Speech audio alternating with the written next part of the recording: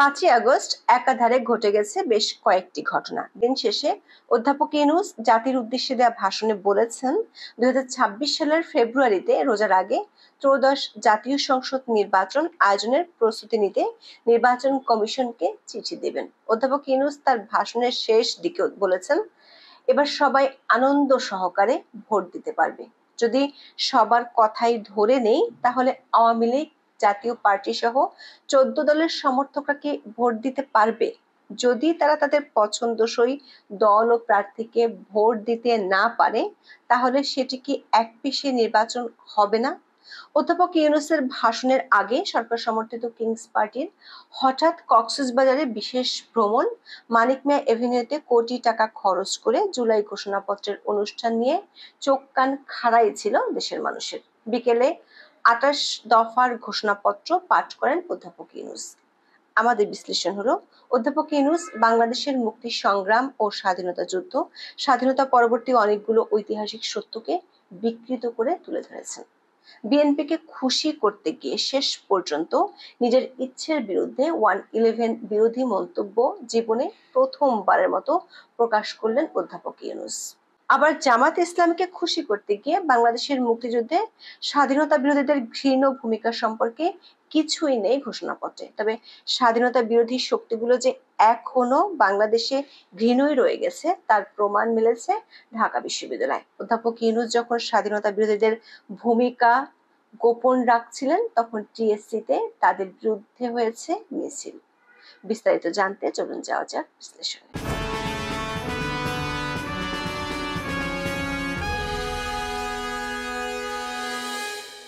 নির্বাচন কবে হবে তা নিয়ে এত নাটক বাংলাদেশের ইতিহাসে এবারের মতো আর কখনো হয়নি। সবশেষ লন্ডন বৈঠকে যৌথ ঘোষণায় বলা হয়েছিল, 4টি যদি ও কিন্তু ঠিক থাকলে আগামী ফেব্রুয়ারিতে নির্বাচন অনুষ্ঠিত হতে পারে।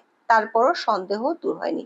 খোদ সরকারের অনেকের মুখ থেকে ফেব্রুয়ারি না এপ্রিল তা নিয়ে অনেক অনিশ্চয়তার কথা শোনা গিয়েছিল। এমনকি কয়েকদিন আগে উপদেষ্টা ফরিদ আক্তার বলেছিলেন, শেখ হাসিনার বিচার না করে তারা ক্ষমতা থেকে যেতে পারেন না। শেষ পর্যন্ত 5ই আগস্ট রাত 8টা 20 মিনিটে অধ্যাপক ইউনূস জাতির উদ্দেশ্যে যে ভাষণ দিলেন, সেখানে লন্ডন ঘোষণা মোতাবেক ফেব্রুয়ারিতে রোজার আগে নির্বাচনের কথা জানালেন।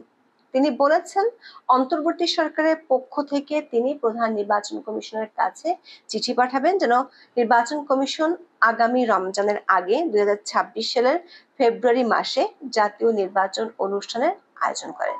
দর্শক, নির্বাচনের দিনক্ষণ না আসলেও ফেব্রুয়ারি মাসটি নিশ্চিত হওয়ায় আপাতত কিছুটা হলেও স্বস্তি এসেছে। তবে অধ্যাপক ইউনূসের ভাষণের শেষ দিকে নির্বাচন সম্পর্কে তিনি এমন একটি কথা বলেছেন, সেটির বাস্তবায়ন আদৌ সম্ভব কিনা তা নিয়ে প্রশ্ন তোলা যায়। তিনি বলেছেন, এবার আমরা সবাই ভোট দেব, কেউ বাদ যাবে না। সবাই যেন বলতে পারি, নতুন বাংলাদেশ করার পথে দেশকে রওনা করার জন্য আমি আমার ভোটটা দিয়েছিলাম।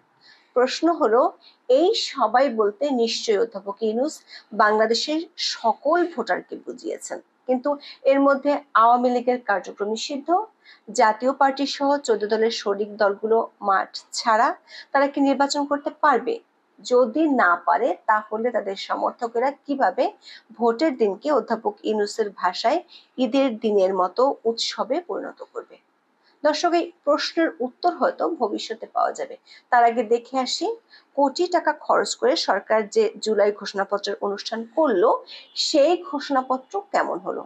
গত বছরের 31শে ডিসেম্বর থেকে সরকার নিয়োগকর্তাদের খুশি করতে এই ঘোষণাপত্র দিব করে করে 7 মাস এরই মধ্যে শেষ করেছে অধ্যাপক ইউনূসের সরকার। অবশেষে মানিক মিয়া এভিনিউতে সেই ঘোষণাপত্র পাঠ করলেন অধ্যাপক ইউনূস। তার আগে সভাস্থলে ঘটে ছোটখাটো একটি দুর্ঘটনা। বেলুন বিস্ফোরণে 11 জন আহত হয়। ঘোষণাপত্রে 28টি দফা আছে। ঘোষণাপত্রে এর বাস্তবায়ন কিংবা কার্যকরের দিনক্ষণ নিয়ে কিছুই বলা হয়নি। ঘোষণাপত্রে জুলাই আন্দোলনে নিহতদের জাতীয় বীর হিসেবে ঘোষণা করে শহীদদের পরিবার, আহত যোদ্ধা এবং আন্দোলনকারী ছাত্র জনতাকে প্রয়োজনীয় সকল আইনি সুরক্ষা দেওয়ার কথা বলা হয়েছে। পরবর্তী সরকার সংবিধানের 4র্থ তফসিলে এটি সংযুক্ত করবে। তবে 21টি যেহেতু এবং 5টি সেহেতুর মিশ্রণে যে চূড়ান্ত ঘোষণাপত্র পাঠ করা হয়েছে সেখানে কমিয়ে ফেলা হয়েছে জুলাই আন্দোলনে মৃতের সংখ্যা এবং সরকারের আগের বয়ান। জুলাই ঘোষণাপত্র অনুযায়ী প্রায় 1000 মানুষ জুলাই আন্দোলনে মারা গেছে, অথচ এতদিন সরকার থেকে কখনো 1400 কখনো 2000 মানুষ মারা গেছে বলে দাবি করা হয়েছিল। তবে এই যেহেতু এবং সেহেতুর মারপ্যাচে যে জুলাই ঘোষণাপত্র অধ্যাপক ইউনূস পড়ে শোনালেন সেটি বাংলাদেশের ইতিহাসবিদদেরকে নতুন করে সমস্যায় ফেলে দেবে। আমাদের বিশ্লেষণ হলো, আওয়ামী লীগের সমালোচনাকে ভিত্তি করে এই ঘোষণাপত্র তৈরি করা হলেও এতে বাংলাদেশের ইতিহাসকে চরমভাবে বিকৃত করা হয়েছে। এই ঘোষণাপত্রের পরতে পরতে রয়েছে শুভঙ্করের ফাঁকি। দেখে আসি সেই শুভঙ্করের ফাঁকিগুলো কি কি। স্বাধীনতা যুদ্ধ পর্যন্ত পৌঁছানোর ক্ষেত্রে বাঙালির যে মুক্তি সংগ্রামের ধারাবাহিকতা তার তেমন কোনো উল্লেখই নেই ঘোষণাপত্রে। অধ্যাপক ইউনূস স্বীকারই করলেন না 52 ভাষা আন্দোলনের কথা, অথচ ঘোষণাপত্রটি দেওয়া হয়েছে বাংলায়। অধ্যাপক ইউনূস হয়তো ভুলেই গেছেন 66 এর 6 দফা, 69 এর গণঅভ্যুত্থান আর বাঙালির সেই গর্জন, এবারের সংগ্রাম স্বাধীনতার সংগ্রাম, এবারের সংগ্রাম মুক্তির সংগ্রাম 1971 সালের 7ই মার্চের কথা। বাংলাদেশের স্বাধীনতার ইতিহাস সম্পর্কে অধ্যাপক ইউনূসের স্মৃতিভ্রম ঘটার কারণটা সহজেই অনুমান করা যায়, কারণ এই দীর্ঘ সংগ্রামের গৌরবগাথা তুলে ধরতে গেলেই তো চলে আসবে বঙ্গবন্ধু শেখ মুজিবুর রহমানের নাম। তাই 23 বছরের ইতিহাস এক লাফে প্রথম দফায় এক বাক্যে শেষ করে দিলেন অধ্যাপক ইউনূস। ঘোষণাপত্রের দ্বিতীয় দফায়ও ঘটেছে ইতিহাস বিকৃতি। বাংলাদেশের মুক্তি সংগ্রাম হয়েছিল 4টি মূলনীতির উপর ভিত্তি করে, এগুলো ঐতিহাসিকভাবে স্বীকৃত। অধ্যাপক ইউনূস সেগুলোকে বিকৃতভাবে উপস্থাপন করলেন, ঠিক যেভাবে সংবিধান সংস্কার কমিশনের সুপারিশে এসেছে সেভাবে। দর্শকের ঘোষণাপত্রে অবমাননা করা হয়েছে বাংলাদেশের প্রথম সংবিধানকে, যেটি প্রণীত হয়েছিল 1972 সালে। ঘোষণাপত্রের তৃতীয় দফায় বলা হয়েছে 1972 সালের সংবিধান প্রণয়ন পদ্ধতি এবং এর কাঠামোগত দুর্বলতা আছে, অথচ বাংলাদেশের বাঘা বাঘা সংবিধান বিশেষজ্ঞরা এক বাক্যে মানেন 1972 সালের সংবিধানটি বিশ্বের অন্যতম সেরা একটি সংবিধান। দর্শক, ঘোষণাপত্রের 4 নম্বর দফাটি ইতিহাসের চরম সত্যকে পাশ কাটিয়ে গিয়েছেন অধ্যাপক ইউনূস। বঙ্গবন্ধুকে সপরিবারে হত্যা করা হয়েছিল 1975 সালের 15ই আগস্ট। জেলবন্দি অবস্থায় হত্যা করা হয়েছিল জাতীয় 4 নেতাকে। বঙ্গবন্ধু ও জাতীয় 4 নেতা ছাড়া বাংলাদেশের মুক্তির কথা ভাবতে পারে না ইতিহাসের কোনো পাতা, অথচ তাদের কথা গুণাক্ষরেও বলা হলো না ইউনূসের ঘোষণাপত্রে। এই দফাটি পড়ে বোঝা যায় বিএনপিকে খুশি করতে গিয়ে অধ্যাপক ইউনূস ইতিহাসের অনেক সত্যকে উজ্জ্বল রেখেছেন। বিএনপিকে খুশি করতে গিয়ে নিজেই বিপদে পড়েছেন অধ্যাপক ইউনূস। 111কে বলেছেন দেশি বিদেশি চক্রান্ত, অথচ অধ্যাপক ইউনূস 2007 সালে নাগরিক শক্তি নামে রাজনৈতিক দল করার সময় ওই 111ই বলেছিলেন জাতির জন্য মহা সুযোগ। তার চেয়ে বড় কথা হলো 111 আসার পেছনে ইতিহাসকে একেবারে বিকৃত করে গেছেন অধ্যাপক ইউনূস। দলীয় বিচারককে তত্ত্বাবধায়ক সরকার প্রধান করার জন্য 2006 সালে বিএনপি সরকার বিচারপতিদের অবসরের বয়স বাড়িয়েছিল, যাতে সাবেক প্রধান বিচারপতি KM হাসান তত্ত্বাবধায়ক সরকারের প্রধান হতে পারেন। এর প্রতিবাদে তখন সবগুলো বিরোধী দল একযোগে আন্দোলনে নামে। 2006 সালের 28 অক্টোবর সারা দেশ হয় রণক্ষেত্র। KM হাসান প্রধান উপদেষ্টা হতে অস্বীকৃতি জানালে নিয়ম ভেঙে রাষ্ট্রপতি অধ্যাপক ইয়াজউদ্দিন নিজেই হন প্রধান উপদেষ্টা। তারপর থেকে যে সহিংসতা হয় সেটিকে অধ্যাপক ইউনূস বলছেন দেশি বিদেশি ষড়যন্ত্র। যদি ষড়যন্ত্র হয় তাহলে তিনি 2007 সালে যতগুলো ভাষণ বা বক্তব্য দিয়েছেন তার সবগুলোতেই ওই সরকারের কেন ভূয়সী প্রশংসা করেছিলেন। মজার বিষয় হলো 111কে দেশি বিদেশি ষড়যন্ত্র বললেও 2008 সালের নির্বাচন নিয়ে কোনো প্রশ্ন তোলা হয়নি ঘোষণাপত্রে। 2014 থেকে 2024 পর্যন্ত 3টি নির্বাচন নিয়ে প্রশ্ন তোলা হয়েছে।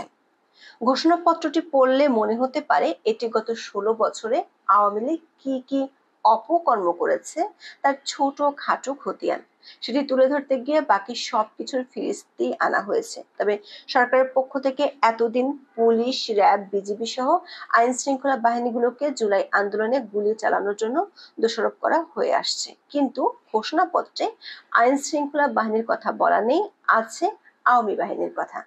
আবার চূড়ান্ত ঘোষণাপত্রে শাপলা চত্বরের ঘটনা বাদ দেয় হতাশ হয়েছে সরকার আরাক মিত্র, হেফাজতে ইসলাম। দর্শক, ৩.৫ লাখ টাকা খরচ করে, ট্রেন ভাড়া করে, কোটি টাকা খরচ করে মানিক মিয়া এভিনিউতে যে আয়োজন করা হলো, সেই ঘোষণাপত্রের কোথাও জুলাই আন্দোলনে পুলিশ হত্যার কথা কিছুই নেই। এমন সত্যের অপলাপ করা এই জুলাই ঘোষণা ভবিষ্যতে হয়তো নতুন করে বিতর্ক তুলবে। আবার নির্বাচনী ঘোষণা আসলেও তা নিয়ে রয়ে গেছে সংশয়। বিশেষ করে জামাতের নেতা আব্দুল্লাহ তাহের ৫ই আগস্ট বলেছেন, সংস্কার শেষ না করে নির্বাচন হলে সেটি হবে বিশ্বাসঘাতকতার শামিল। সরকারকে গত ১টি বছর ধরে অকুণ্ঠ সমর্থন দেয়া অধ্যাপক ইউনূসের বিশ্বাসঘাতকতা জামাত কি মেনে নিবে? বিশেষ করে সন্ধ্যায় টিএসসিতে যে ঘটনা ঘটে গেল, এরপর জামাত ইসলামী হয়তো ভিন্নভাবে ভাবতে পারে। ছাত্র শিবিরের উদ্যোগে টিএসসিতে একটি আয়োজনের অংশ হিসেবে যুদ্ধাপরাধ ও মানবতা বিরোধী অপরাধের দায়ে দণ্ডপ্রাপ্তদের ছবি রাখা হয়েছিল। যাদের ছবি রাখা হয়েছিল তারা সবাই পাকিস্তানি সেনাবাহিনীর গণহত্যার দোসর হিসেবে স্বীকৃত। শিবিরের এমন কাণ্ডে ফুঁসে ওঠে ঢাবির সাধারণ ও বামপন্থী ঘরানার শিক্ষার্থীরা। শেষমেশ পুলিশ প্রহরায় ঢাবি কর্তৃপক্ষ ছবিগুলো সরিয়ে নেয়। এ নিয়ে দুপক্ষের মধ্যে দেখা দেয় উত্তেজনা।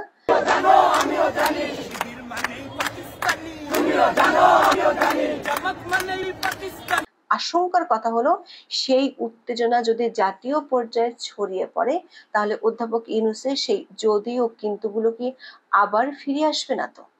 এখন এ পর্যন্ত। সবাই ভালো থাকুন, সুস্থ থাকুন, নিরাপদে থাকুন। দেখা হবে আগামী পর্বে।